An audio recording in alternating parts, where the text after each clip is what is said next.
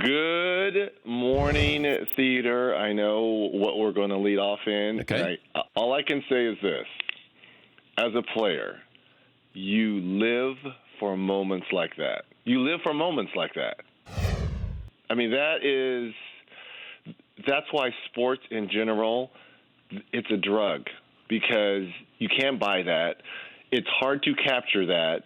And that emotion that Lillard, those fans, and on the flip side, that the Thunder are feeling, you can't buy that anywhere. You can't bottle that. You have to go through it. Was it a good shot?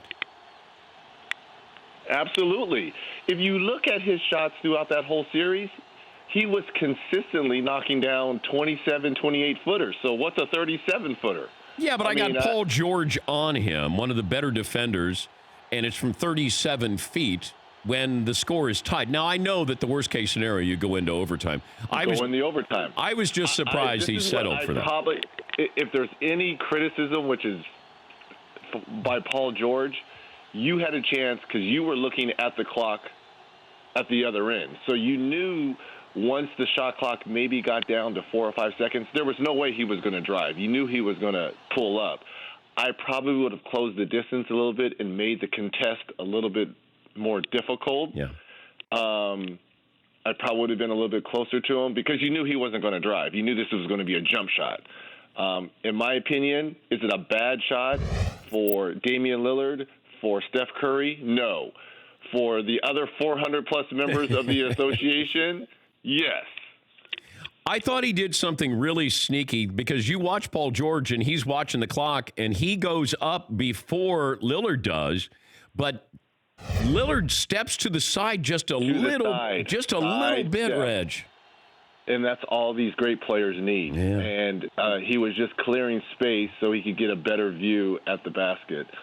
Look, I was watching the game in bed, doing my notes for the this Houston-Utah series. When the Thunder went up 15, I said to myself, all right, it's a wrap.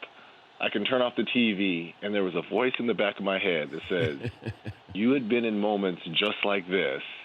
And plus, I wanted to keep the game on because I wanted to see if there was going to be any extracurricular, talking or jawing if this game was to go back to OKC.